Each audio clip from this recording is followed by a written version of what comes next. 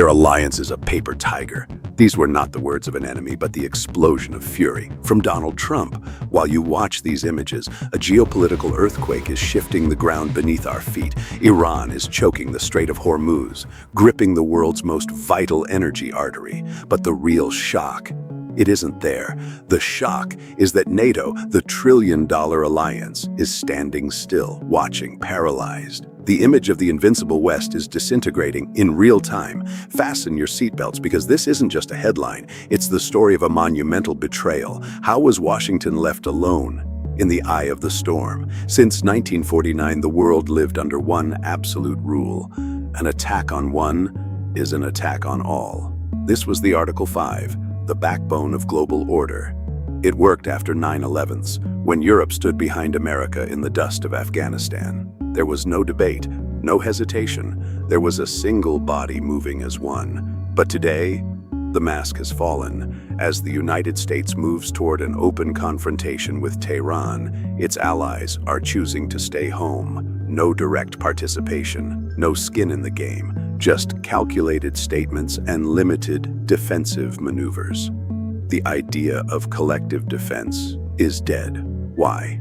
Because the cost of loyalty has finally exceeded the price of survival. Iran is not a weak player. It is not an isolated state. It's a regional powerhouse with a missile network stretching from the Gulf to the deep Mediterranean. They don't fight like a traditional army. They use asymmetric warfare, swarms of drones and precision missiles capable of threatening global supply lines at any second. Washington demands escalation to secure the seas, but Europe, who will pay the economic price first, refuses to enter a war they didn't vote for. This massive gap between who decides the war and who is asked to suffer the consequences is what set the White House on fire. Berlin says, "Not our war." Paris steps back. Madrid refuses the pressure. Even London, the eternal shadow of Washington, is hesitating under massive domestic pressure. They aren't just afraid of missiles, they are terrified of the ghost of 2015. A new wave of millions of refugees that could shatter the political balance of the continent forever. This isn't just a disagreement, it's a structural collapse of trust. For decades, the equation was simple. America leads, and Europe follows under a low-risk ceiling. But that balance cracked in 2003 with Iraq, and today it has completely shattered. We are looking at a NATO that acts like separate islands, each calculating its own interest, each counting its own coins, while the storm approaches a point of no return. Let's talk numbers, because the math doesn't lie. NATO spends $1.3 trillion a year on defense. But here is the catch. America pays 70% of that bill. In exchange, Europe gets a security umbrella while they trade with the world. But now, the umbrella is leaking. Europe imports over half of its energy.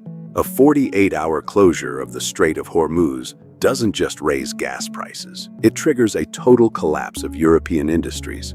The irony is staggering. A massive alliance, thousands of tanks, hundreds of fighter jets, yet they stand powerless against a fleet of small, fast boats and cheap drones. For the first time since the Cold War, Europe is acting with cold-blooded independence. Not out of strength, but out of a desperate, primal need to avoid being dragged into a fire they cannot extinguish.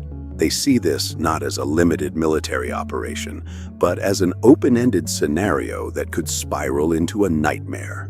No exit plan, no political vision, just escalation. And for the European capitals, a war without an end is a war they cannot afford to win. So, what is left of NATO? We are witnessing a strategic divorce. The alliance has shifted from a permanent commitment to an optional a la carte menu.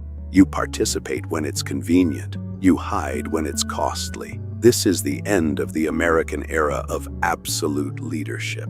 The rules of the game have changed. If Washington is forced to strike alone, the message to the world is clear. The West is no longer a monolith. The myth of the Great Shield is gone. The paper tiger has been torn into pieces before our very eyes. The question is no longer if the alliance will break, but who will be standing when the dust settles.